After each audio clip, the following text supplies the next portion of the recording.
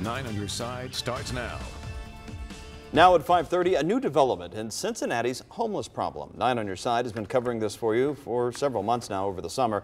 It all started with a complaint from a downtown Cincinnati Inc. board member. In fact, by mid-July, the city of Cincinnati had an action plan to go ahead and remove people from the 3rd Street camp. Now, around this time, things began to move quickly with a church backing out of a shelter, city officials calling the camps a public health emergency and eventually extending the eviction deadline. Now, by the beginning of August, the camps were cleared out, but you might remember one outspoken leader. He goes by the name Bison, and today he got a big upgrade from the camps. 9 on Your Side's Brianna Malloy is here to explain. Brianna.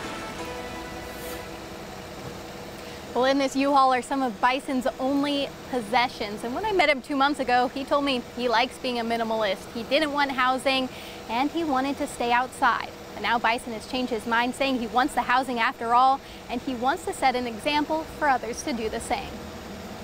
2 months ago, Bison was living beneath an underpass downtown. But when the city disbanded his camp, he was thrown into the limelight, meeting with city manager Patrick Duhaney, speaking at the city council meeting. But none of that compares to what happened today. Mayor of the homeless camp was welcomed home. Thank you. Thank you.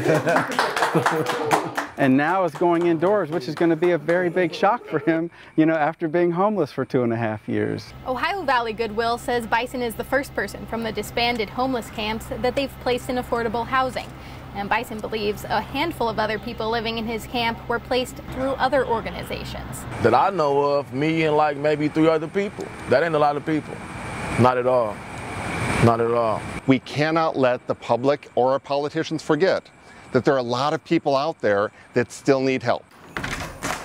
Bison says he'd like to continue advocating for the people who are living in his camp, and he hopes that they can all experience the feeling he experienced today. I feel weird gonna be sleeping in here. And according to Kevin Finn at Strategies to End Homelessness, Bison's placement puts him in the minority. Homeless outreaches across Hamilton County only have enough funding to place 1 in 10 people in affordable housing.